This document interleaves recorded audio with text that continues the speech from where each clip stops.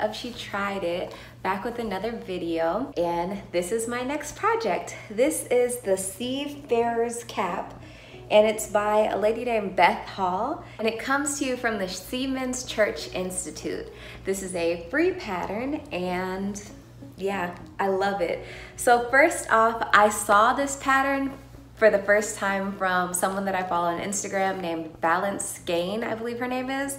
Love everything that she makes. So when I saw the hat, everybody crochets hats. They're everywhere. You can buy hats, you can buy hat patterns, you can buy all that stuff. But the hat that she made was so different. I just love the way that it was constructed.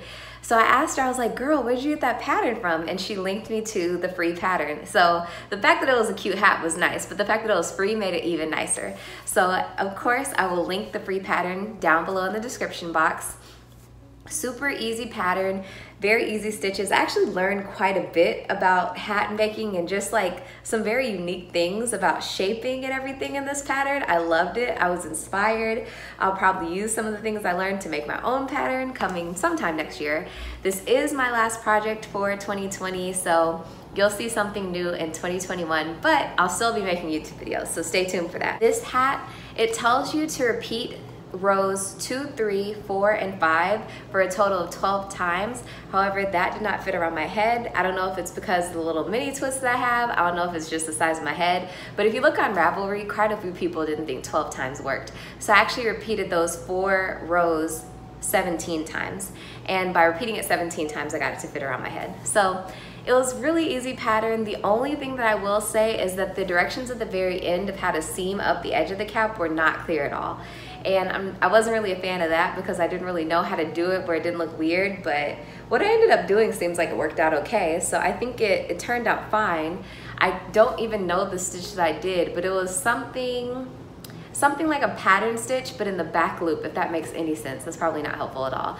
But maybe you can contact the designer or something and try to see if you can get a clear description of how to seam up the edge, because I definitely would not take my advice. But this is a very, very fun pattern, super easy to do. The yarn that I used, if you remember the Lilith cardigan that I did when I was doing the pattern test for Holly Woodward Designs, this is that same yarn. I thought I would use up the rest that I had, but I still have a bunch left, so that yarn is never ending, pretty amazing. So I don't know, I could totally see myself making this hat again. I could see me making it and adding a little pom-pom on top.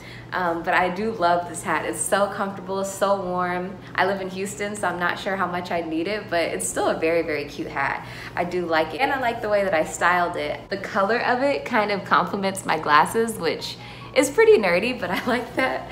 But that is pretty much it on this hat.